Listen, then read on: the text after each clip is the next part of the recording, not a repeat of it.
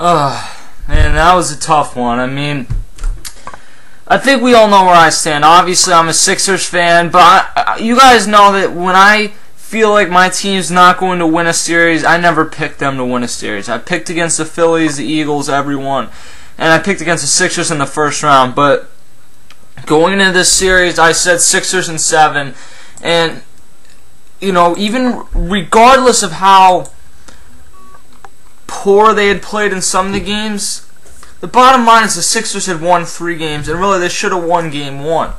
So they very well could have won 4 games in this series, and then all the Celtics should have won game 4, but it is what it is. The bottom line is that the Sixers were in this series the entire time, and it disgusted me today how it was, oh man, are the Celtics going to beat the Heat when the Celtics hadn't even beat the Sixers yet? And you know what? They're pretty lucky, honestly, tonight that they did, because they did not play well until the very end. Rajon Rondo, he pulled that one out of his ass. There's no other way to put it, because Rajon Rondo will stand out there during the game a majority of the time and just look to distribute. He can be left unguarded on that three-point line, and you will almost never see him shoot. And if he does, he misses it. And everybody knows that. And they were saying on the broadcast, they're almost daring him to take it, and then he hits the 3.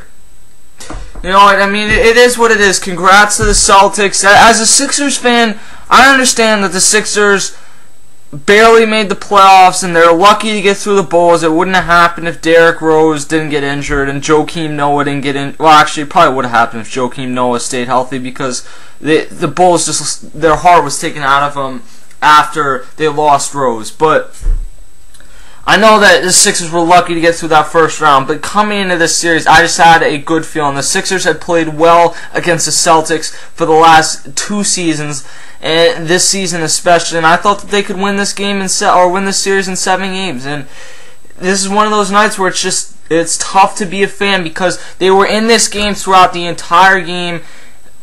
And then the Celtics would go on these runs where they go up 8 or 9, and the Sixers would cut it back within 3, and then you'd see them make just a stupid play where they'd throw it away, and they could just never capitalize enough to take the lead. They tied it a couple times early on, and there were a lot of times in that third quarter especially where it looked like they were going to take the lead, and ultimately they just could not do it. It's frustrating. For the Celtics part, if you look down the stat line, honestly, it was good distribution, but if you look at some of the stats, you would really think that they lost this game, because Rajon Rondo turned it over 7 times. He did have 18 and 10, but what you have to remember is that he had 12 and 10, and yeah, he did have a triple-double tonight as well, but a lot of that came late in this game, especially the points overall. We were looking throughout this game, and he was not having that great of a game. We're talking about this on Twitter, that he was turning the ball over a lot, 7 total turnovers in this game, and that he wasn't his usual self. Late, he comes alive. He made that layup on the side, and then he hit 2 big threes to pretty much seal the deal for the Celtics. Brandon Bash dropped 16. He had a very good series, basically won them game 5 of this series. 15 points for Paul Pierce, who falls out, who shot 6 of 14. Ray Allen had an awful night, but when it counted, he came alive. He shot 3 of 11 from the field, 2 of 7 from downtown, but both of those 2 came in the fourth quarter. And while that one was a moving screen on Kevin Garnett where he absolutely, I mean, he might as well have kicked Lou Williams in the face, because they weren't going to call it.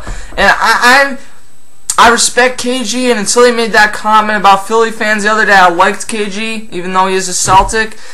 But I've seen this guy for so many years get away with moving screens. And I've heard people talking about it, and I'll just say, you know, you see a lot of guys, but some of these screens that he sets are just so blatant. That being said, tremendous overall series for Kevin Garnett. He's the MVP for them in this series. 18 points tonight, 13 rebounds, 7 of 17 shooting. Besides Game 6, he had a tremendous overall series, and he looked a lot of times in this series like a Kevin Garnett from 2003 or 2004, back in the Sam Cassell and Kevin Garnett over in Minnesota days. I don't know if that's 03 or 04, but it's right in that area. For the Sixers, 18 points for Iggy, 5 of 11 shooting, 3 of 5 from the field or from downtown, but 5 of 8 from free throws. And those 3, I mean, they add up. I know they ended up being a 10-point game, but it ended up being a 10-point game because the Sixers had to foul. If they make some of these free throws earlier on in the game, then it's probably a 3 or 4-point game rather than a 10-point game. Drew Holiday, he had a chance to really exploit the matchup of Ray Allen guarding him, and he did not do a good enough job that night. He did have 15 points, but had a bad shooting night, 5 of 17 shooting, 15 points, 9 assists. He did have 5 steals. He played well on defense, but turned the ball over 4 times as well. Elton Brand, look, I have a lot of respect for Elton Brand, but the bottom line is you got to amnesty this guy. He's going to make $18 million next season. We've heard rumors that the Sixers are interested in going after guys like Darren Williams. That is a rumor out there, and also JaVale McGee.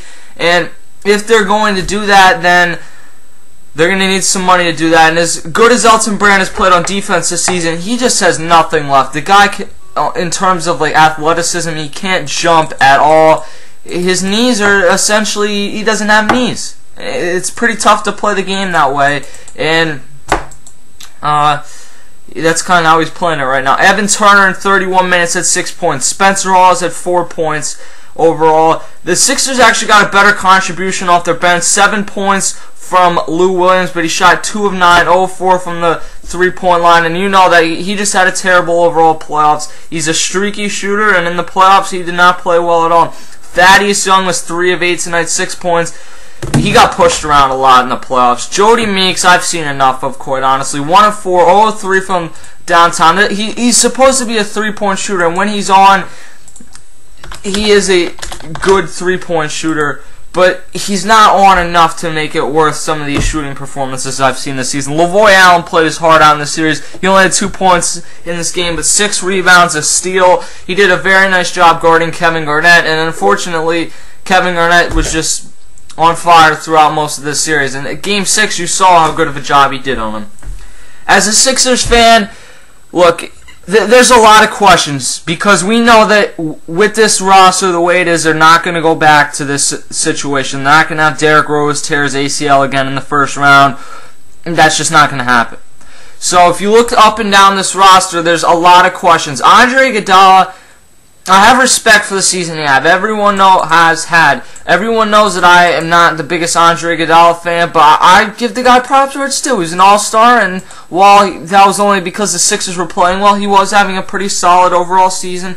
And he did play very well in the playoffs, and he did get us to the second round with those foul shots. But it's time to move on from Andre Iguodala. I know he's one of the better defenders in the NBA, but with him there, you cannot continue to pay him $16 million and have him average 13 or 14 points. And B, you cannot continue to just give Evan Turner this treatment. He needs more ball time. Evan Turner, I'm telling you, can be a 20-22 a night scorer if he gets more chances. And I don't know if he needs to be the point guard. That's been brought up a lot, that when he was at Ohio State, he pretty much had free reins. He played essentially point guard, and he's been a shooting guard, and that's why he hasn't really exploded. But you see these glimpses with him, and it really looks like he could be a great player if he got the chance to, and him and Doug Collins need to work on that. Spencer Hawes is a free agent.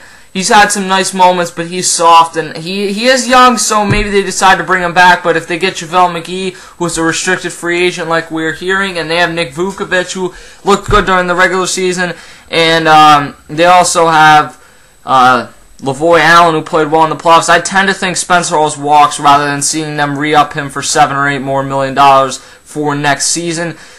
You look up and down the roster, there's some work that needs to be done, but again, this team has a lot of heart. You wonder if that can continue because we've heard Doug Collins' style throughout the regular season was not working at times and that he was too in your face. And he needs to manage that, and it seemed like down the stretch that he did a better job. That for the Boston Celtics, they now advance to play the Miami Heat in what we've heard could be the end of the Big Three. So we'll see what happens in that series. I'll give you a preview of that probably Monday, Memorial Day, because I'm going to a party tomorrow, so I'm not even going to be home tomorrow. So Monday morning I'll try and get you a preview of that, except I sleep till like 1 o'clock on non-school days. So I'll do my best at some point on Monday to get you a preview of that series, because it's going to be a fun series. I had Thunder over Heat in the NBA Finals at the beginning of the season. Go back and check the tapes. That's what I had. Still possible right now. I'm not going to say that I'm rooting for either of those teams because I just want to see a great playoff matchup, but it would be pretty cool if that is what ends up happening in the playoff or in the NBA Finals. So hit me up on Twitter at CashKelly_TRST. Also go like The Real Sports Talk on Facebook and hit the subscribe button above if you have not already. I'll catch you guys tomorrow.